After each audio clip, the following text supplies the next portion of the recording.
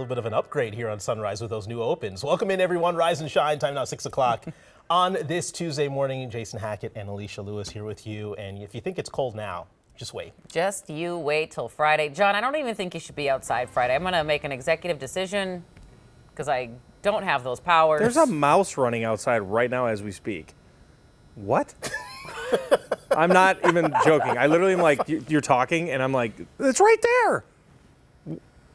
I'm sorry, what? Yeah, anyways, sorry, back to Friday. I want to be out here. I want to see what it's like. But, oh, no, you guys are coming to the door. Anyways, let's get to weather here. I'm sorry. There's never been a mouse when it's 15 below zero wind chills outside. I've never seen that. So it was breaking news this morning. -3, a 5-mile-per-hour wind. Again, we're seeing winds much lighter here this morning. I'm like, did I really just see that? -34 in Duluth. So Duluth, we still have a cold weather advisory. Okay, so Duluth's got the cold weather advisory. We don't, and that's just thanks to the wind.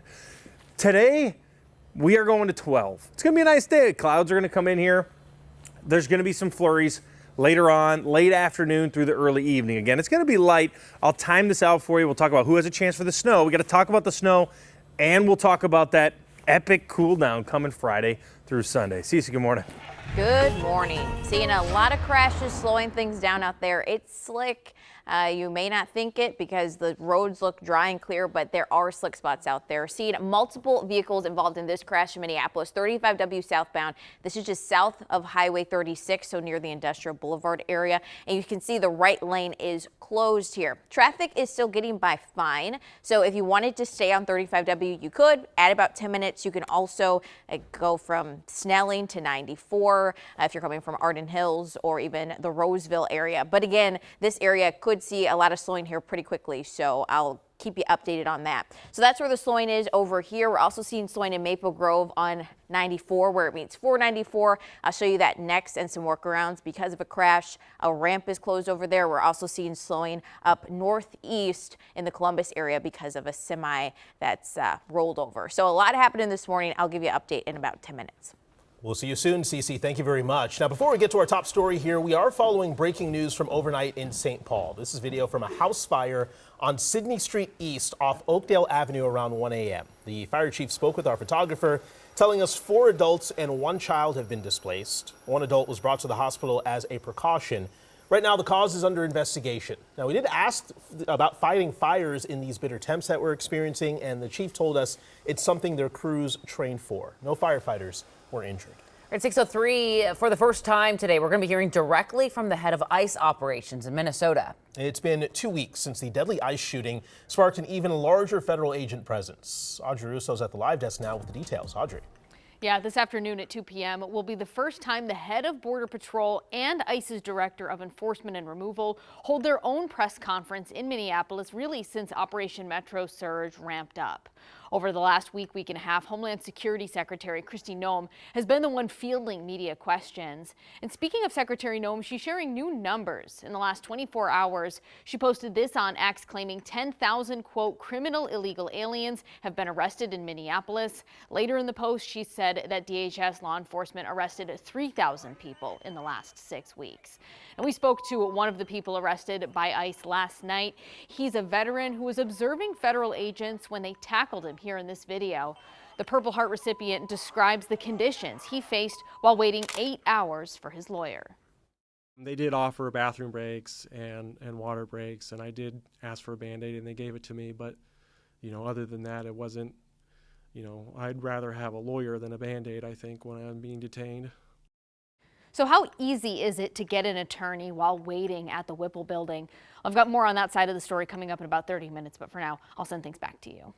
Audrey, thank you. We do have an update this morning on 2 lawsuits against ICE operations in the states. Our Megan McPherson's in the newsroom with the latest developments. Hey, Megan. Hey, good morning. The federal government is pushing back right now, calling Minnesota's lawsuit to stop Operation Metro Surge frivolous and absurd, just 1 week after state leaders asked a judge to shut the operation down. In a response filed yesterday, federal attorneys argue Minnesota is invoking federalism in an unprecedented way, seeking what they describe as a state veto over a federal law enforcement operation.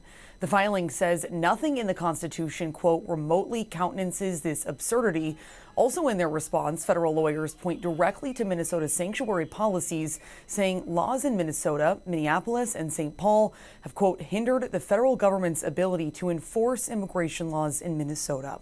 And as Audrey mentioned just a few minutes ago, the DOJ says Operation Metro Surge has resulted in more than 3,000 arrests, including people convicted of violent crimes like murder, sexual assault, domestic violence, and drug trafficking. They argue the Constitution gives the federal government broad authority to enforce immigration law and that Minnesota has no power to veto those actions.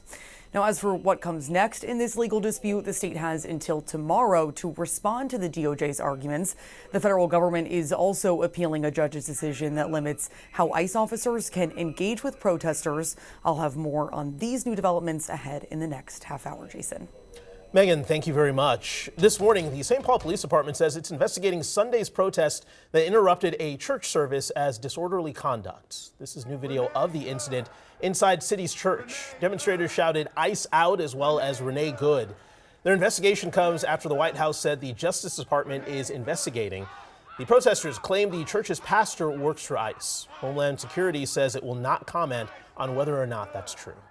In just a few hours, students at the U of M will be heading back to school for the spring semester. But with ICE operations underway across the state, the Twin Cities campus is offering virtual learning options. This decision falls in line with how many other school districts in the area are responding to ICE. That's why students, parents, educators, and community leaders are gathering in about 5 hours to speak on the impact this is having on kids and schools. They're going to meet at the state capitol starting at 10 o'clock. Time now 6:07. This morning we're getting a firsthand account of the most horrific night of political violence this state has ever seen. For the first time, Senator John Hoffman is talking about the morning he and his wife were shot at his home. Senator Hoffman is 7 months into his recovery after being shot 9 times back on June 14th. Investigators say a 57-year-old man targeted Democratic lawmakers as he impersonated a police officer at the Hoffman's door and at the home of Melissa and Mark Hortman. Hoffman said right after the shooting, the whys came quickly. First, I started with the whys, right? And then I had to get rid of the whys. And that was conversation. You never know the why. But then it was like, all right, if I was given one more day, one more chance, what would it look like? What would I do different? Senator Hoffman talked at length with Janice Shortle about the shooting and why he's running for office again. We're going to share more of his interview in 30 minutes, as well as Janice's full story at 6:45. All right, 6:08.